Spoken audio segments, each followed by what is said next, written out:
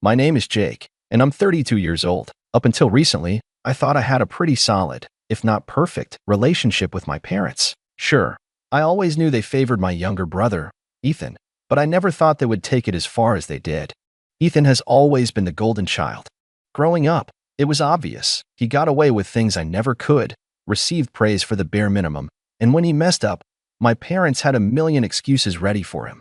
He's just young, he's figuring things out. You need to be patient with him, Jake. Meanwhile, I was expected to be the responsible one, the mature one, the one who had to lead by example. And I did. I worked hard in school, got a decent job, and made something of myself. Ethan? Not so much. At 28, he still bounces between jobs, constantly figuring things out. He's lived with my parents rent-free his entire life, yet somehow, they act like he has it so much harder than I ever did. Anytime I tried to point out the double standard, I was met with the same response. Jake, you're independent. You don't need us the way Ethan does. That was their justification for every single thing. If I got a cheap birthday gift while Ethan got the latest gaming console, well, Jake, you have a good salary now. You can buy it yourself. If I had to help out around the house while Ethan lounged on the couch, he's just not as responsible as you. If Ethan wrecked their car and they paid to fix it, but I had to buy my own first car with my own money, you can handle it, Jake. And for years, I swallowed it. I let it go. I told myself it wasn't worth fighting over. Then, I found out about the will. I had been helping my parents financially for years, covering part of their mortgage, paying for home repairs, even chipping in for their medical bills. I never did it expecting anything in return. They were my parents, and I wanted to make sure they were taken care of. But one day, completely by accident, I learned that they had left everything to Ethan. The house, the savings, their belongings, everything. It happened when I was visiting to help them sort out some paperwork. My mom had left a folder on the kitchen table while she stepped away to take a call, and I glanced at it absent-mindedly. That's when I saw my name, or rather, the absence of it. Ethan was listed as the sole inheritor. When my mom came back, I asked about it. I wasn't angry, not yet. I just wanted to understand. But instead of looking guilty or regretful, she acted like it was nothing. Oh, that, she said, waving a hand dismissively. We just figured it made the most sense. You have a good job, a stable life. Ethan, well, he's not as lucky. He's going to need the help more than you. I couldn't believe what I was hearing. So because I worked hard and built a stable life, I get nothing? Even after everything I've done for you? She frowned at me like I was being unreasonable. You don't need it, Jake. It's just money. You'll be fine. Something in me snapped. For years, I had been their safety net. I had given and given, and the moment I stopped to ask if I mattered at all, I was dismissed like a greedy child throwing a tantrum. I realized, then and there, that in their eyes, I was nothing more than a resource. Someone to rely on when they needed help, but never someone they truly valued. So I made a decision. I stopped paying their bills. I stopped covering their mortgage. I stopped sending them money for groceries or repairs or unexpected expenses. If I didn't matter enough to be included in their will, then surely they didn't need my financial support either. It didn't take long for reality to hit them. At first, they didn't say anything. Maybe they thought I was just busy or that I had forgotten. But then, about a month later, I got a text from my mom. No greeting, no small talk. Just, the rent is due. That was it. No, how are you? No, hope you're doing well. Just a demand, like I was their personal ATM. I stared at the message for a long time, feeling a mix of emotions, anger, hurt, disappointment. Then, finally, I replied. I didn't yell. I didn't curse. I didn't beg them to see how unfair they had been. I simply responded with, I'm sure Ethan will handle it. That was all I said. No explanation, no argument, just a simple statement. And then I put my phone down and went about my day. It didn't take long for the backlash to begin. Less than an hour later, my phone buzzed again, this time, a call from my mom. I ignored it. Then another, and another. Finally, a text. Jake, answer the phone. This isn't funny. I let it sit.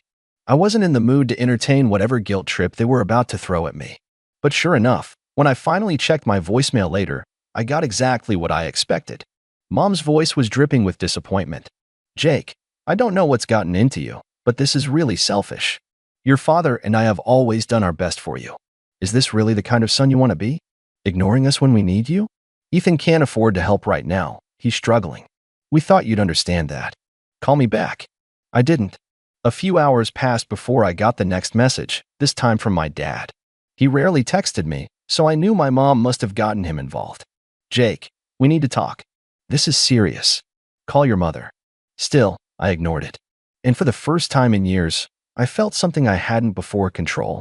I had spent so long playing the role of the dutiful son, the responsible one, the one who never asked for anything. But the moment I refused to be used, they lost their minds. Then, as I expected, Ethan got involved. Dude, what is wrong with you? Mom and Dad are freaking out. Just pay the rent like you always do. Why are you being so difficult? I almost laughed at that. Like I always do?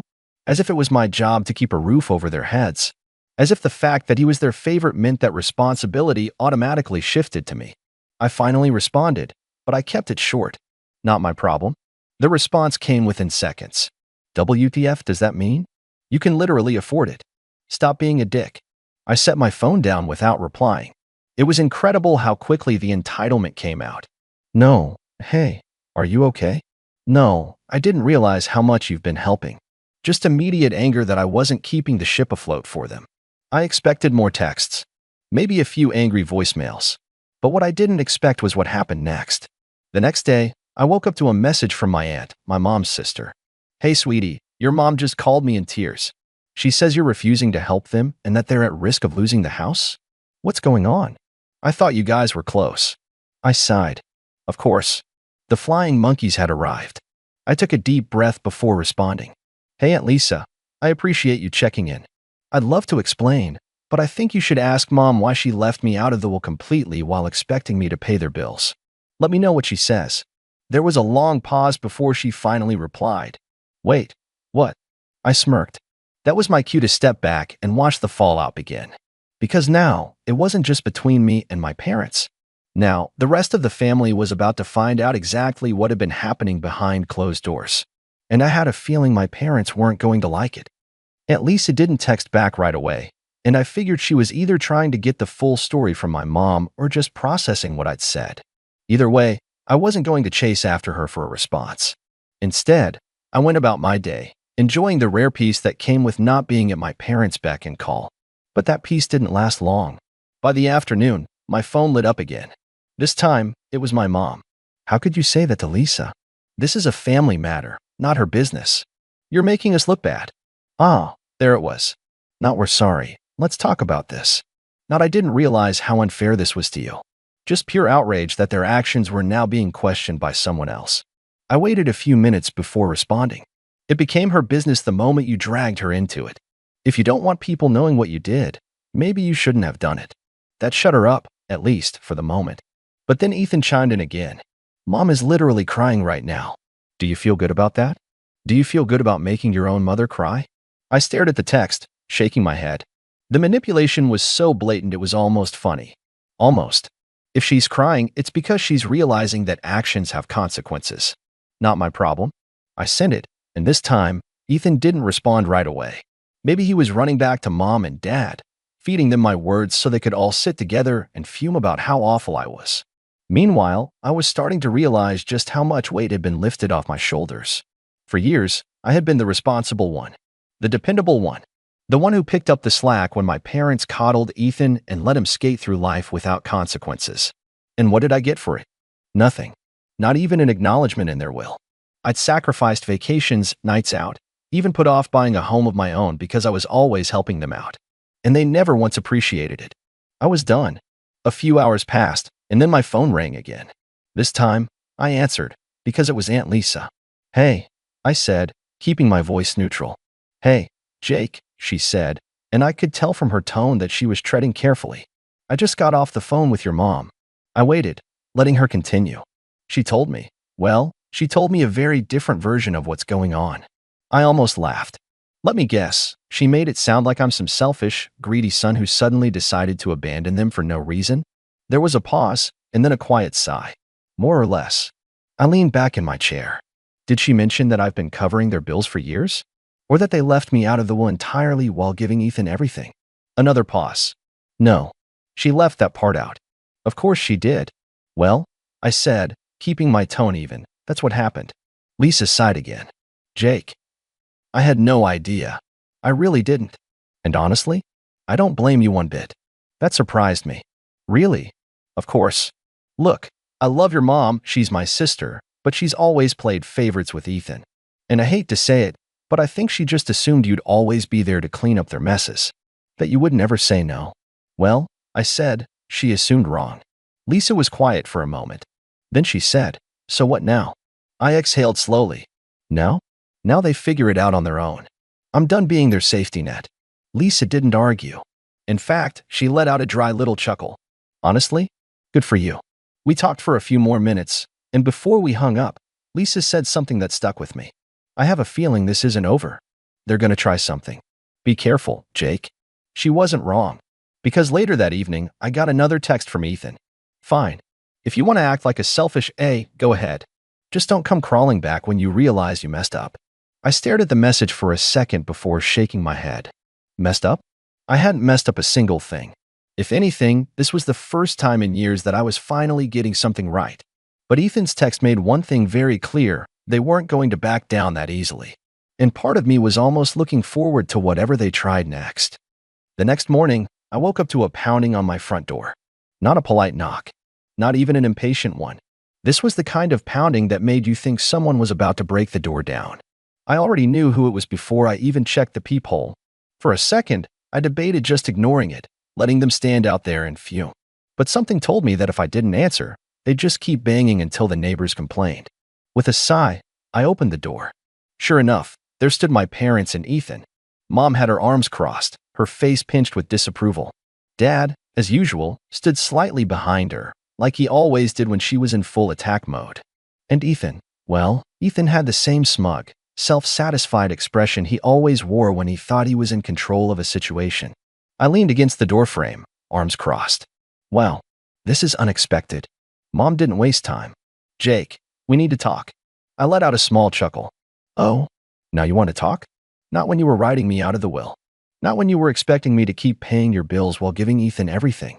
Now suddenly, it's urgent. Dad sighed like I was being difficult. Son, can we come in? I pretended to think about it, then shook my head. No, I don't think so. We can have this conversation right here. Ethan scoffed. Are you serious? Dead serious. Mom huffed, clearly not used to being denied what she wanted. Jake, you're being childish. Childish? I repeated, raising an eyebrow. That's rich, coming from the people who showed up at my house unannounced, pounding on my door like debt collectors. Mom's face turned red, but she took a deep breath, trying to regain control. Listen, she said, shifting to what I called her guilt trip voice. We know you're upset. We understand that you're feeling left out. But you have to look at this rationally. I actually laughed. Rationally? You want to talk about rationality after what you did? Dad, who had been silent up until now, finally decided to chime in. Son, you're doing well for yourself. You have a good job, a stable life. Ethan, well, he needs more help. I turned to Ethan, who was still standing there, arms crossed like this was all beneath him. He needs more help? I repeated. He's 30 years old. He's not a kid. He's had every advantage handed to him while I had to work for everything I have. And now, after all that, you decided he deserves to inherit everything while I get nothing. Ethan smirked. It's not my fault you didn't fight for it. I stared at him, genuinely stunned by how shameless he was. Fight for it. I repeated, my voice quiet. Fight for what? My own parents' love? My own share of what should have been an equal inheritance. Mom waved a hand dismissively. Oh, stop being dramatic. We just thought it made sense. You don't need the money, Jake. That's not the point, I snapped. It's not about needing the money. It's about fairness. It's about the fact that you used me for years, took my help, took my money, took my time, and then tossed me aside like I was nothing when it came to the one thing that should have been fair. Mom's eyes flashed. Jake, we are your parents. We raised you. The least you could do is show us some respect. I laughed, a short, sharp sound. Respect? You want respect when you've shown me none. Ethan rolled his eyes. God, you're so dramatic. You're seriously throwing a tantrum over this? You're acting like you're some poor, struggling victim. I turned to him, my voice ice cold. You're really one to talk about struggling, huh? When's the last time you had to work a full-time job without mom and dad bailing you out? Oh, wait. You never have. That wiped the smug look off his face. But before he could fire back, Mom cut in again. Enough, she snapped. Then she took a deep breath, smoothing out her features. Look, Jake, this is not how I wanted this conversation to go. But the reality is, you're family. And family takes care of each other. I could practically hear the trap she was setting. Oh, I said, not giving her anything. She sighed, as if this was exhausting for her. The mortgage is due. I tilted my head. And we're a little short this month. I couldn't help it. I actually laughed. Are you serious?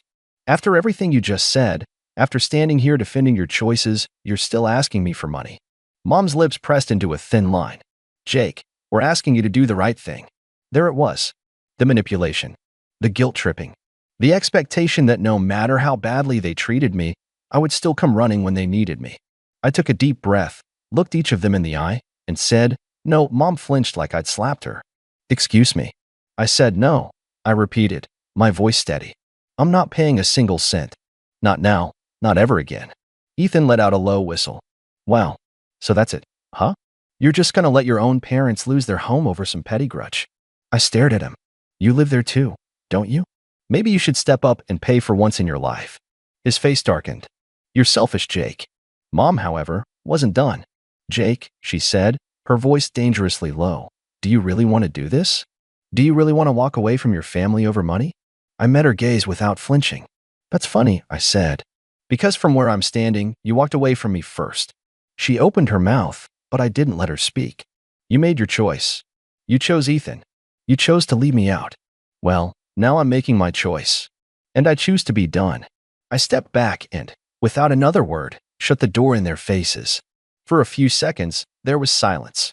Then I heard Mom's muffled voice through the door. "This isn't over, Jake." I smiled to myself. No, it wasn't. Because something told me they were about to learn just how badly they'd messed up. I didn't expect them to leave right away. My mother wasn't the kind of person to back down when she thought she was owed something. Sure enough, less than a minute after I shut the door, the knocking started again. This time, louder, angrier. "Jake!" Mom's voice was shrill, barely muffled through the door. "You're making a huge mistake. You're going to regret this." I leaned against the door, arms crossed, listening to her rant. Dad, ever the quiet follower, muttered something I couldn't quite make out, probably trying to calm her down. But Ethan, ever the golden child, had no such patience. "You're such a selfish piece of garbage, you know that?" he shouted. "All those years we took care of you." That actually made me laugh. I swung the door back open just enough to glare at him. "You took care of me? That's funny, Ethan. Because I seem to remember working 2 jobs in college while you had Mom and Dad paying your rent. I seem to remember lending you money that you never paid back. I seem to remember bailing Mom and Dad out while you sat around doing nothing." His smug expression wavered, but he quickly recovered. "Well, I was the one they trusted with their estate, wasn't I? Maybe you're just mad that you weren't good enough." I clenched my jaw, inhaling sharply. This is what he wanted. He wanted to get under my skin, to make me react, to make me lash out so that I'd be the one looking like the bad guy. I refused to give him that satisfaction. Instead, I simply smiled. "Good luck with that estate, then. I'm sure it'll be real helpful when you're struggling to pay the mortgage next month." I shut the door again. This time, they didn't knock. For a moment, there was silence. Then I heard my mother's voice, lower this time, but still carrying that same venom. "This is not over, Jake." I smirked. "Yes, Mom," I muttered under my breath. "It really is." The next few days went by in a blur of tension. I expected them to try something, maybe send a passive-aggressive text, maybe get my extended family involved. But to my surprise, nothing came. No calls, no emails, no word from anyone. I kept waiting for the other shoe to drop, but instead, it felt like the world had just shifted. I wasn't constantly on edge anymore. I wasn't hearing my mother's guilt trips or my dad's weak apologies. It was like they had all vanished, and for once, I could breathe freely. Then, 2 weeks later, I came home from work to a small envelope stuck to my front door. It was white, unmarked, with nothing but my name scribbled across the front in familiar handwriting. I tore it open, expecting something passive-aggressive or manipulative, and I wasn't disappointed. "Jake, this is your last chance. You are throwing everything away for pride. Ethan may have been chosen as executor of the estate, but you are still family. Don't make this harder than it has to be. Come to your senses. You'll regret it." No signature, just the same tired threats. I crumpled it up and threw it in the trash without even a second thought. A few more days passed. Then I received another message. This time, it wasn't a letter. It was an email from my mother's address. Jake, I really thought you'd come around. You're the one who always told us family is everything. Now you're turning your back on us. We're struggling. We need you. Ethan's making a mess of things. Please, let's fix this before it's too late. This time, I actually felt a little something, anger. The audacity to make me feel guilty about their mess. To pull that old card about family is everything, when they had chosen Ethan over me from the start. I took a deep breath, then I deleted the email without replying. It was then that I realized something. I wasn't mad anymore. I was just done. And yet, I still hadn't heard from Ethan. He was silent, his arrogance replaced with something more desperate. I had to admit that part of me was surprised. Ethan, the one who had always believed he was untouchable, wasn't making a move. I half expected him to show up at my door with an apology. But he didn't. Then, one afternoon, out of nowhere, my phone rang. The number was unfamiliar, but something told me I should pick up. I answered, and sure enough, it was my mother's voice again. Jake, please. She was crying. I could hear it in her voice, and I was taken aback. You need to come over. Ethan's lost the house. He's messing everything up. We have nowhere to go. Please, we need you to help us. For the first time, I felt nothing. No sympathy, no guilt, no obligation. I almost felt a strange sense of relief. This was it. This was what I had been waiting for. Instead of responding immediately, I let the silence linger. I could feel her desperation across the phone, her need for reassurance, for me to step in and clean up Ethan's mess. But I wasn't about to be dragged back into that cycle of manipulation. No, I finally said, my voice calm. This is your problem, Mom. You've always wanted him to be the golden child, and now you get to deal with the consequences of that choice. You chose him to handle everything. You trusted him. You don't get to pull me into your mess now. She was quiet for a long moment. Then she whispered, Jake, please. I don't know what else to do. I didn't even flinch. I spoke my next words as coldly as I could. You should have thought of that before you decided I wasn't good enough to be part of the family. I hung up. The phone didn't ring again.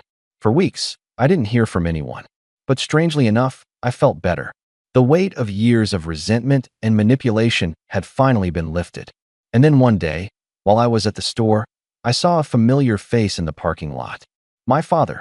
He was walking toward a beat-up car, carrying some bags. I hadn't seen him in weeks.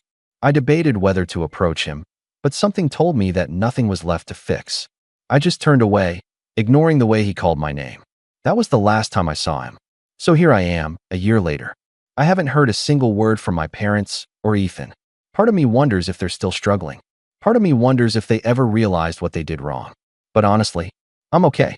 Maybe, for once, it's time for me to take care of me.